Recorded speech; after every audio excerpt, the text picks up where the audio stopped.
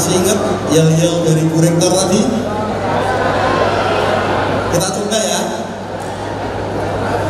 KKN Ugris 2022-2023.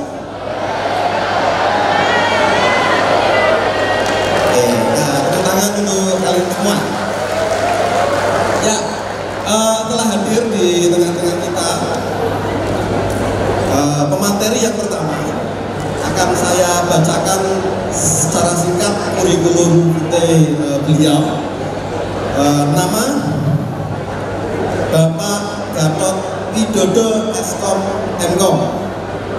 Beliau lahir di Semarang 15 September 1966. Pendidikan semua saya S1 di STIMIK Dian Nusantara, S2 di Udinus, lulus U5.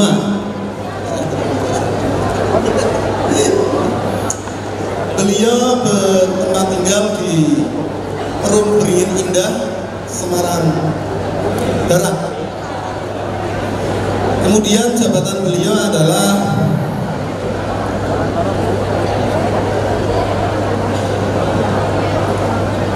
Pranata Komputer Ahli Muda. Berbagai diklat telah ditempuh oleh beliau dan berbagai seminar juga telah diikuti. Kita sambut dengan meriah pembicara kita yang pertama, Bapak Gatot Widodo Eskom Mkom.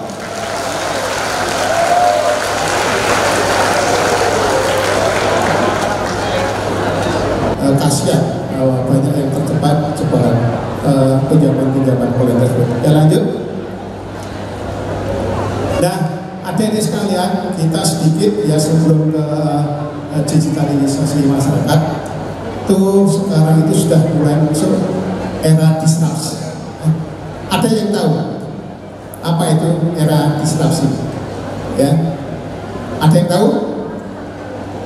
Ya, kita simak ya.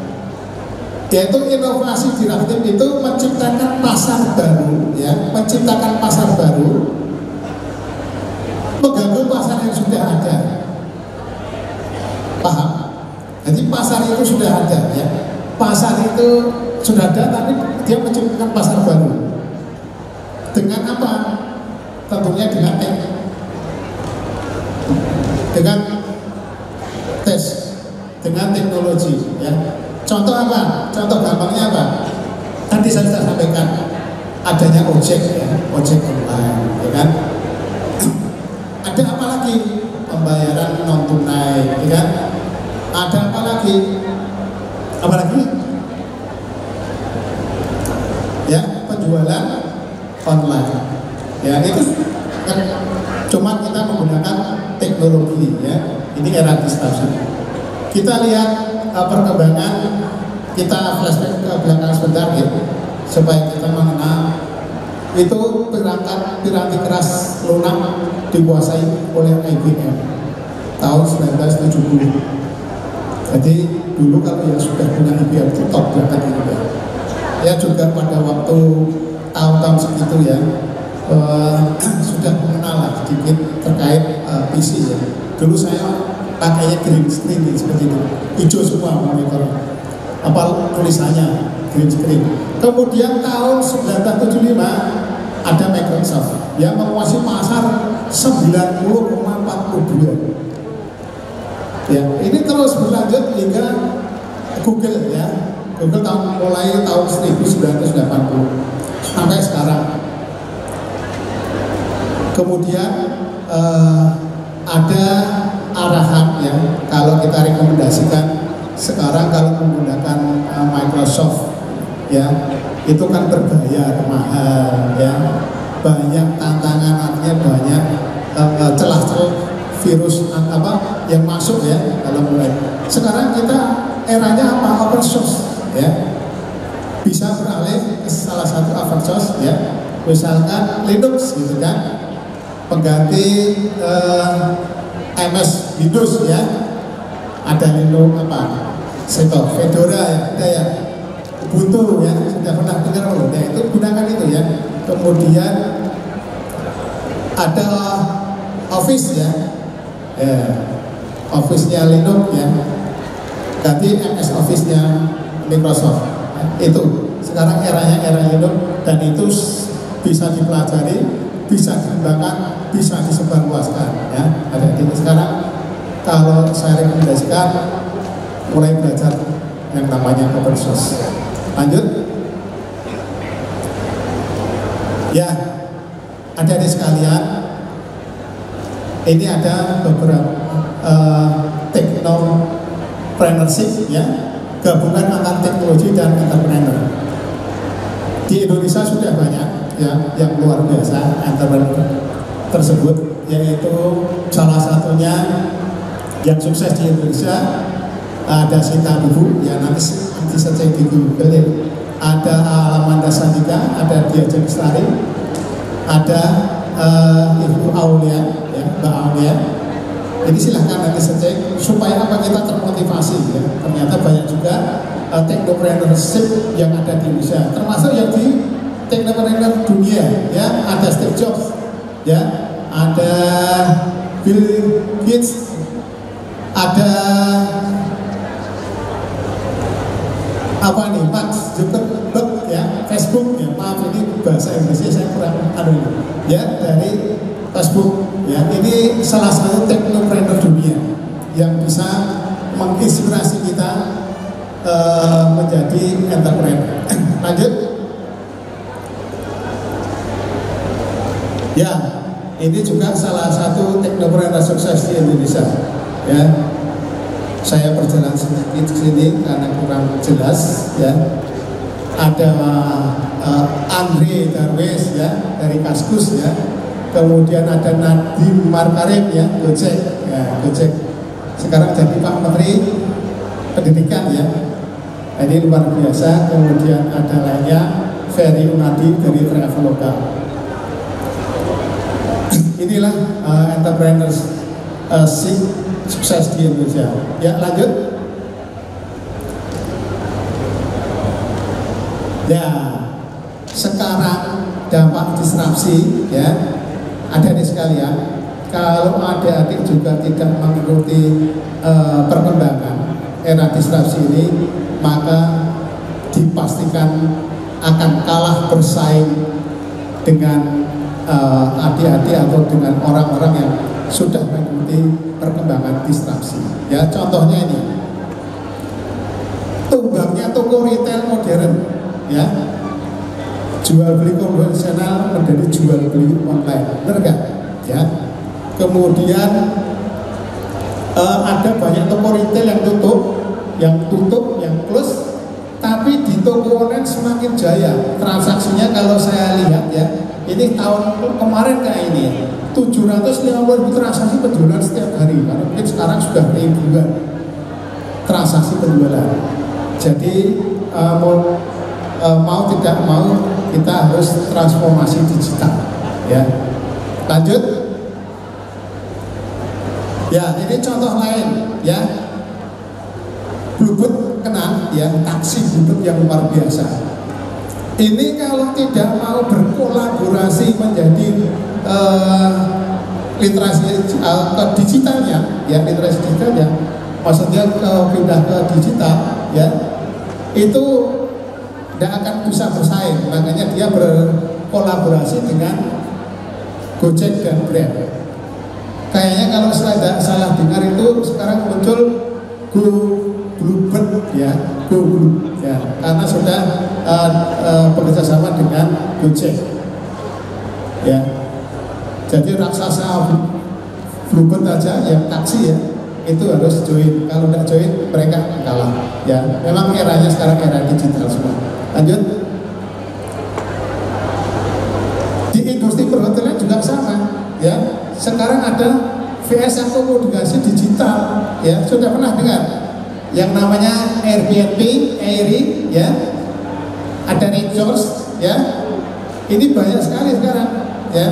Nanti bisnis perhotelan yang konvensional akan tergilas kalau tidak menyesuaikan sesuai dengan akomodasi digital. Lanjut. Ya, adik-adik, ini kita waktu berapa Pak? Iya. Oh, sudah 30. Ya, masih lumayan. Makasih Pak. Adik-adik sekalian, ternyata berpeluang usaha yang dapat dilakukan di berbagai cara dengan menggunakan medsos. Nanti Bapak Ibu, adik-adik semua bisa bersosialisasi atau bisa memberikan edukasi terkait literasi digital kepada masyarakat di mana adik-adik berada nanti di desa tersebut. Ya, kalau kita lihat potensinya luar biasa ya. Ini kalau WhatsApp yang sudah terkenal ya, artinya sudah banyak sekali yang menggunakannya. Baik sampai sekarang di perkantoran juga menggunakan itu ya. Tidak perlu dikirim melalui surat-surat ya. Cukup menggunakan WhatsApp sekarang, undangan WhatsApp. Walaupun sekarang dikembangkan adalah ada namanya kayak tata praja ya, tempat kami kalau bisa surat pengiriman online gitu ya. Kemudian ini kalau kita lihat pengguna Facebook di Indonesia itu ada 129,9 juta ya. Instagram ada 99,15, Twitter ada 18,5 ya. Ini sumber yang luar biasa untuk menjalankan atau memanfaatkan sebagai celah bisnis ya. Lanjut ya, ada nih sekalian bahwa era disruption ya, ini memang titik licin yang sudah menggunakan goncang kemapanan pada hari ini ya. Sehingga apa? Dari transformasi analog menuju digital hampir di semua sektor industri atau sektor semua kehidupan sudah harus memulai yang namanya digital ya. Kalau sekarang itu mau tidak mau kita sudah masuk ke era cloud, adik-adik ya. Lihat ya, restoring kita sudah tidak membutuhkan lagi ya penyimpanan secara hard disk ya, umpamanya flash disk gitu ya. Sekarang tidak musim lagi cloud ya. Nah, pakai Android kan juga sudah ada cloudnya ya, biasanya seperti itu. Itu eranya cloud sebenarnya. Dan tidak disangka ternyata kita sudah memasuki era free economy ya. Era free economy ya, seperti email atau WhatsApp ya, Khan Academy, PDF Drive, YouTube yang semuanya itu sebagainya free ya. Free economy bagi kita semuanya. Lanjut. Ya, ini sekarang kita menuju ke peluang usaha ekonomi kreatif pada era digital dalam pemberdayaan masyarakat ya. Ayo kita cermati bersama. Yang pertama, software house ya. Nanti ini adalah peluang usaha yang bisa disampaikan ya, bahwa ada peluang usaha software house ya, web-based aplikasi, integrasi, single data system, open data, paperless ya, dokumen digital, aplikasi Android ya. Tujuannya menuju ke smart city. Kemudian ada infrastruktur ya. Ini juga peluang ya, adik-adik ke depan kalau nanti bergerak di bidang IT itu ada banyak tantangan dan peluang. Itu salah satunya adalah pemasangan fiber optik, bahwa fiber optik di Jawa Tengah khususnya ini masih banyak daerah kabupaten yang belum mempunyai atau memasang terkait fiber optik. Jadi ini kesempatan peluang yang luar biasa. Kemudian ada unicorn ya, ada Gojek, Gokar dan lain-lain, Traveloka dan Bukalapak dengan valuasi lebih dari 1 US dollar ya. Kemudian di Jawa Tengah terdapat 4,13 juta UMKM ya, yang siap go online ya. Ini juga peluang ya, peluang bagi kita semua. Mau afiliati, mau reseller juga bisa ya kita lakukan. Kemudian pembangunan universitas, cyber universitas. Nah, ini juga perlu inovasi-inovasi ya.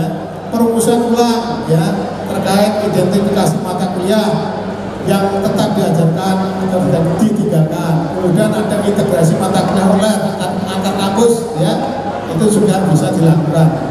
kemudian ada kuliner, ya, ada fashion, dan ada kerajinan. Ya.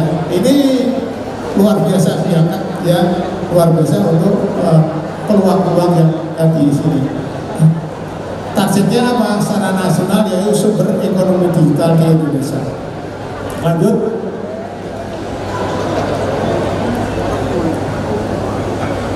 Ya, lanjut nanti ya.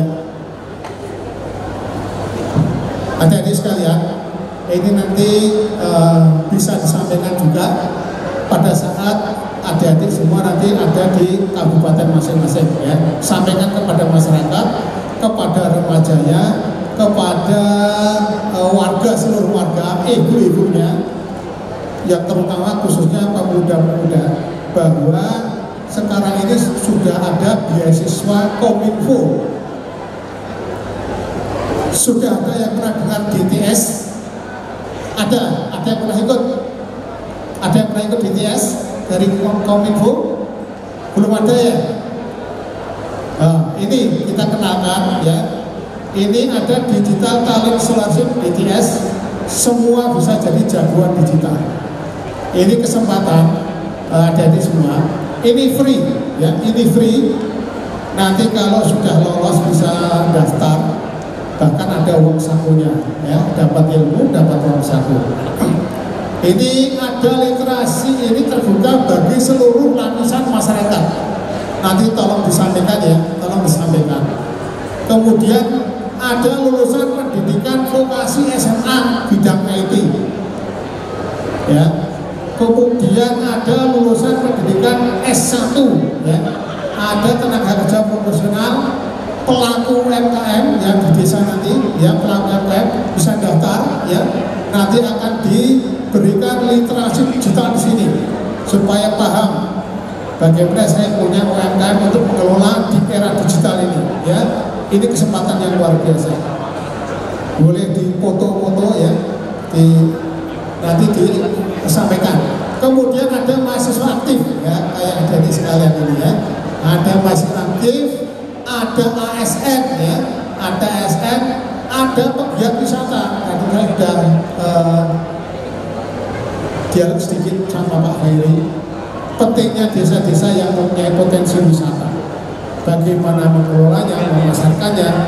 Nanti ini ada pegiat wisatanya, ada literasi digitalnya, ya. Mungkin adik-adik nanti juga bisa ikut, ya.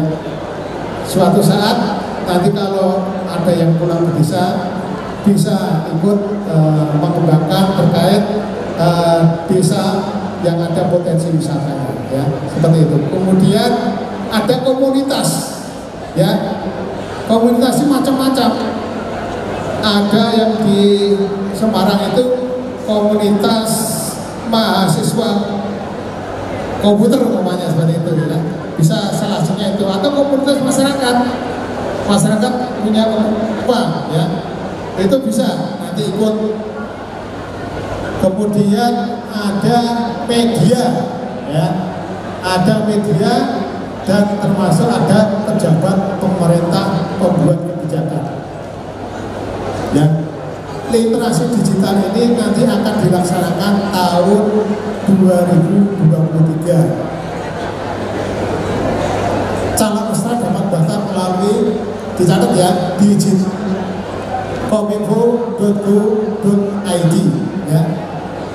Seluruh proses seleksi untuk program DTS tidak dipungut biaya apapun atau gratis, ya. Ini nanti juga silahkan disosialisasikan ke daerah kabupaten adik-adik nanti tinggal di sana, ya. Silahkan. Lanjut. Ya, ini alur pendaftarannya, ya. Ya, nanti bisa dilihat di mesin atau dilihat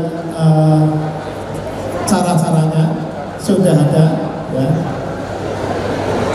Tinggal ikuti aja pendaftaran, seleksi, verifikasi sampai ikut pelatihan. Jadi nanti adik-adik itu bisa mengikuti beberapa tema, ya, tidak hanya satu tema. Mungkin tema ini. Tapi kalau tema yang sama di tahun yang sama, bahkan mungkin tahun 24, kalau tema yang sama sudah diikuti, tidak bisa ikut lagi. Ya, hanya sekali tema untuk satu bidang. Ya, mungkin bisa pilih tema yang lain. Lanjut. Ya, saya yakin ya, ini terakhir, saya yakin Anda adalah orang-orang yang sukses berikut. Aplaus buat Anda semuanya.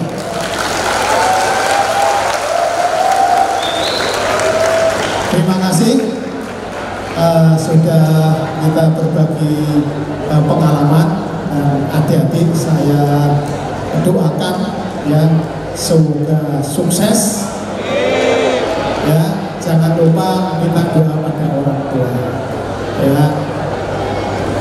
Mungkin itu saja dari kami, adik-adik sekalian.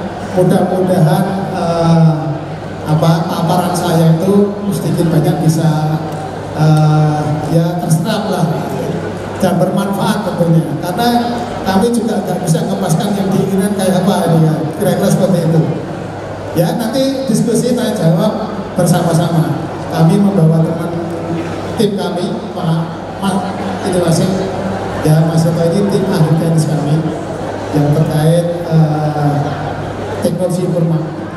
Mungkin itu saja yang bisa kami sampaikan untuk semua. Kurang lebihnya kami mohon maaf. Wassalamualaikum warahmatullahi wabarakatuh. Terima kasih Bapak Gatot. Sekali lagi buat tepuk tangan yang meriah Bapak Gatot. Masih ada waktu untuk tanya jawab ya, jadi kami akan buka tanya jawab. Silahkan jika dari rekan-rekan mahasiswa ada yang mau ditanyakan kepada narasumber, kami berikan kesempatan. Silahkan, ada yang akan ditanyakan? Atas, bawah?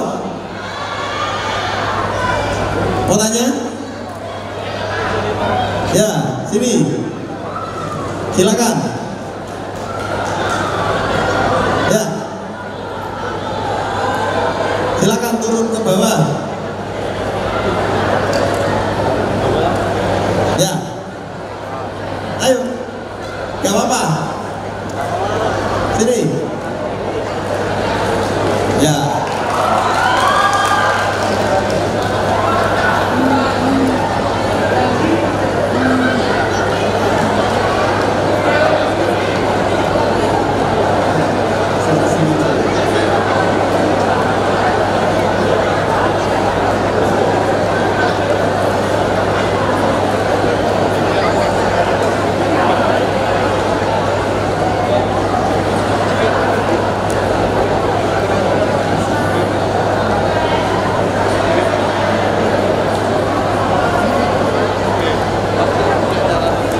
Mungkin ada lagi, silakan bisa maju ke depan sini.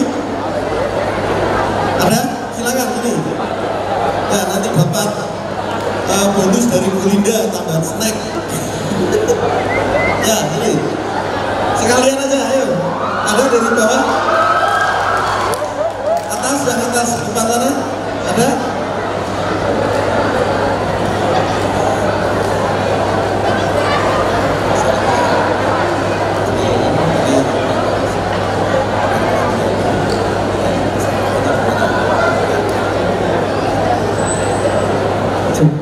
Assalamualaikum warahmatullahi wabarakatuh.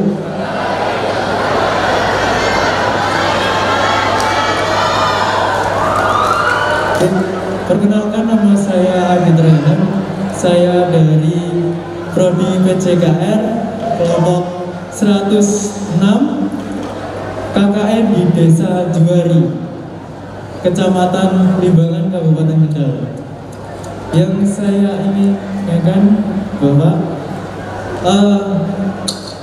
di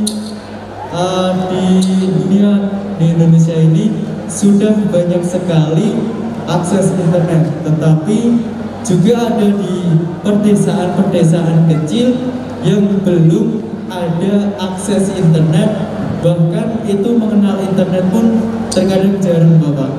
Nah, bagaimana caranya agar desa tersebut itu mengimplementasikan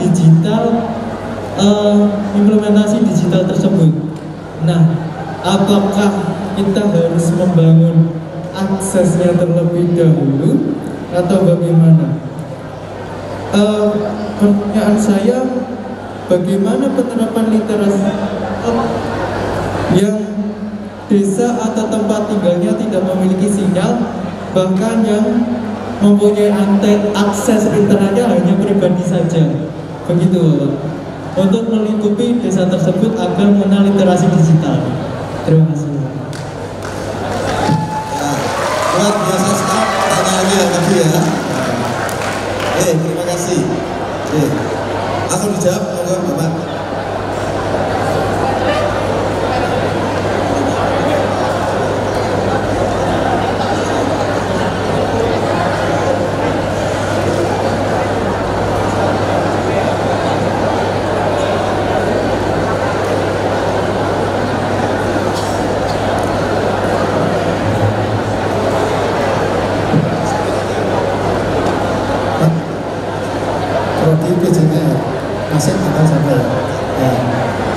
Ya, terima kasih pertanyaannya ya adik-adik sekalian. Tadi pertanyaannya intinya ya, kalau tidak salah dengar, bagaimana akses internet di desa ya untuk literasi digital jika di desa tersebut tidak ada internetnya, gitu ya kira-kira Pak Herlambang. Adik-adik semua, bahwa tahun 2022 ini ya pemerintah Provinsi Jawa Tengah ya tentunya programnya Bapak Ganjar Pranowo ingin menghilangkan daerah black spot di Jawa Tengah. Seperti kita ketahui ya, kita sampaikan ke adik-adik bahwa desa black spot di Jawa Tengah itu ada sekitar 1.000 lebih yang sudah masuk ke Kominfo, ke Diskominfo, datanya sudah masuk ke saya. Ada 1.000, tepatnya mungkin 1.029 desa dari beberapa kabupaten ya, kalau kota sudah nggak black spot. Saya sampaikan dulu pengertian black spot. Ada yang tahu pengertian black spot? Desa black spot ya. Kalau menurut kami ya dari Diskominfo, yang namanya desa black spot itu tidak ada sinyal apapun, jaringan apapun, baik jaringan telekomunikasi ya, mungkin seperti Telkomsel, IM3, kemudian kartu Halo dan sebagainya, tidak ada. Kemudian tidak ada jaringan internet. Lah kalau tidak ada jaringan internet, bagaimana mau mengedukasi masyarakat di kabupaten tersebut untuk atau mengedukasi terkait literasi digital yang ada di desa tersebut? Potensinya yang ada mungkin di desa tersebut ada yang namanya potensi wisata, ada yang punya kelebihan di bidang UMKM. Bagaimana Pak saya ingin mengedukasi kalau tidak ada internet? Makanya pemerintah Provinsi Jawa Tengah tahun 22 ini sudah mulai menerapkan atau membantu jaringan internet di Jawa Tengah. Sudah ada 23 desa yang ada di beberapa kabupaten yang kita bangun internetnya yang betul-betul black spot. Mudah-mudahan ini nanti menjawab pertanyaan Mas siapa tadi ya, saya lupa. Mudah-mudahan bisa menjawab. Dan ini nanti tidak hanya berhenti di sini. Tahun 2023 Pemprov Jateng yang melalui Diskominfo akan memfasilitasi jaringan internet di desa black spot kurang lebih 300 desa. Ini bukti kita ingin memberantas blank spot di desa tersebut, ya, di seluruh kabupaten yang ada di Jawa Tengah. Mudah-mudahan ini bisa segera terrealisasi, tengah bebas blank spot. Setuju ya? Ya. Oke, sip. Nah, kalau di daerah adik-adik semuanya ada yang blank spot, yang ini tolong dicermati ya. Nanti sampaikan ke Dinkominfo kabupaten di mana panjenengan berada. Misal kabupaten dengan ada di Kabupaten Kendal namanya, sampaikan ke Diskominfo Kabupaten Kendal, Pak, Info sampaikan. Nah, nanti kalau Kabupaten Kendal itu tidak bisa mengatasi dalam hal ini karena keterbatasan anggaran, biasanya akan dikomunikasikan dengan Diskominfo provinsi. Ya, untuk prioritas dari kami itu biasanya desa tersebut punya potensi yang cepat ya, misalkan dari 1000 sekian, kan tidak sekian langsung semuanya kita fasilitasi karena anggaran kita juga terbatas. Jadi misalkan nih, Pak, di sana ada potensi Pak, desa tersebut UMKM-nya unggul, banyak produk-produk yang perlu segera dipasarkan melalui online umpama ini. Nah, ini menjadi salah satu prioritas kita.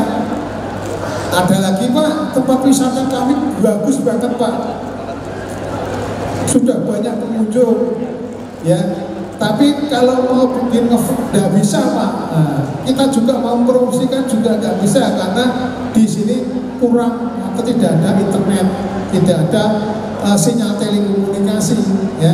Ya seperti itu menjadi salah satu prioritas ya. Atau termasuk desa dengan kemiskinan ekstrim, nah itu juga masuk kategori prioritas gitu ya.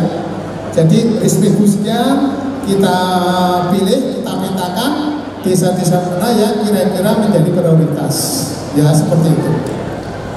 Kami inginnya segera 1000 sekian itu hilang ya, semua menjadi daerah yang tidak blank spot ya. Kalau blank spotnya itu arah komunikasi ya, kami akan koordinasi dengan misalkan ini dengan seperti itu ya, mungkin data tersebut perlu didirikan menara supaya ada telekomunikasinya. Pak, saya pokoknya butuhnya cuma telekomunikasi Pak, saya punya handphone siap dan harus beli pulsa, yaitu nanti difasilitasi telekomunikasinya, bangun menara seperti itu.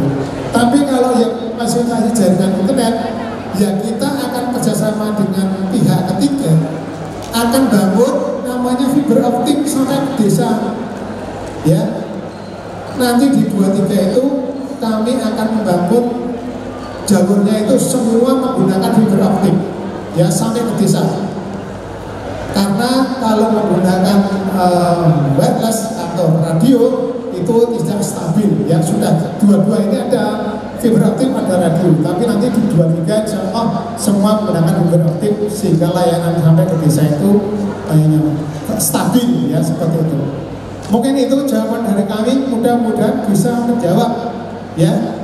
Itu ya masalah tadi ya. Terima kasih, silakan kalau ada lagi.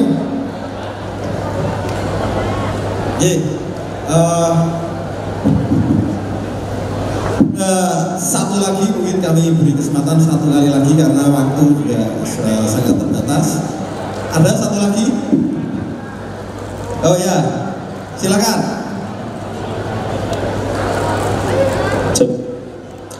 Assalamualaikum warahmatullahi wabarakatuh. Ya, sebelumnya perkenalkan, nama saya Marco dari Prodi Teknik Sipil. Saya ingin bertanya Pak, tadi dari sarana dan prasarana sudah ditanyakan oleh teman saya. Sekarang dari SDM-nya sendiri Pak, jika prasarana sudah terpenuhi dan di sini SDM-nya ya Pak. Misal di pedalaman masih banyak yang kurang paham sama teknologi gitu. Apa peran pemerintah untuk mendorong agar SDM itu sendiri dapat mengelola literasi digital itu sendiri? Sedangkan kan kita kalau literasi digital tuh bikin aplikasi mengelolanya. Nah, selain dari universitas itu kan ada KKN. Nah, peran pemerintah lainnya itu untuk mendorong masyarakat yang kurang paham akan teknologi menjadi paham itu apa lagi Pak? Terima kasih. Wassalamualaikum warahmatullahi wabarakatuh.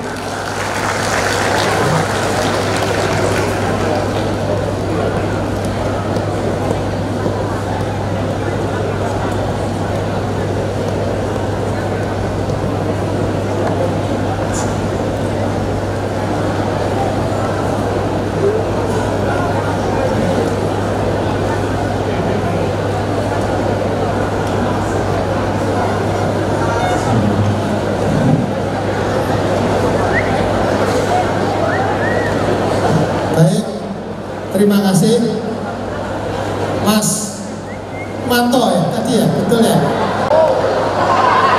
Ya, terima kasih ya, pertanyaan bagus juga ya.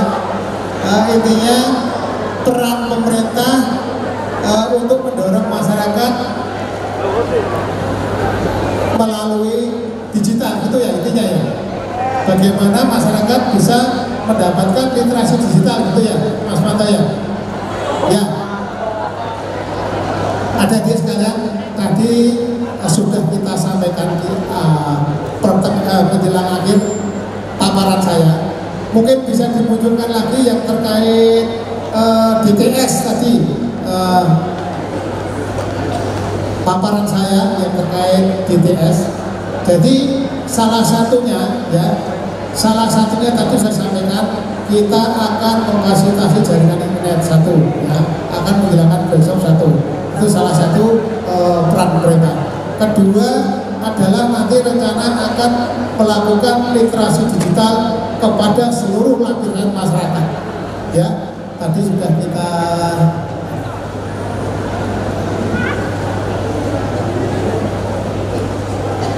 yang bawah terus Pak, terus bawah, di bawah, terus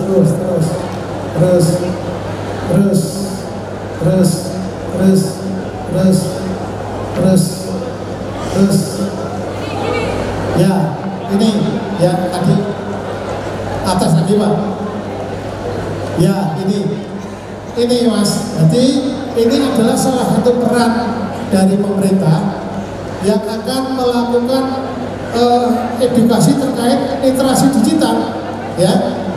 Inilah peran kami juga ya, nanti akan bekerjasama dengan Kementerian Pusat dan dari Diskominfo untuk melakukan pelatihan ya. Ini bisa diikuti di masyarakat di desa, bisa ya, bisa diikuti ya. Nanti akan pengumuman kapan pelaksanaannya, nanti bisa mendaftar semua lapisan masyarakat bisa ikut mendaftar literasi digital ini ya.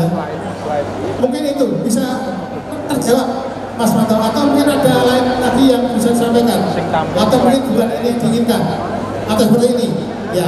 Berarti ya seperti ini, silakan. Ini terbuka bagi seluruh lapisan masyarakat yang mau belajar terkait literasi digital. Demikian ya, terima kasih. Terima kasih Pak Gatot untuk waktu yang sangat terbatas. Terima kasih atas materinya. Dan luar biasa pertanyaan-pertanyaan dari mahasiswa. Tadi ada dari aspek secara infrastruktur dan ada aspek secara SDM. Sebelum diakhiri, lagi berikan tepuk tangan yang meriah pada pemateri kita. Ya, oke. Demikian materi yang diberikan dari Dinas Kominfo Provinsi Jawa Tengah. Terima kasih, semoga ini dapat memberikan wawasan dan motivasi setelah membantu mahasiswa dalam nanti menerapkan literasi digital di masyarakat pada saat mereka terjun KKN. Kami akhiri. Wassalamualaikum warahmatullahi wabarakatuh.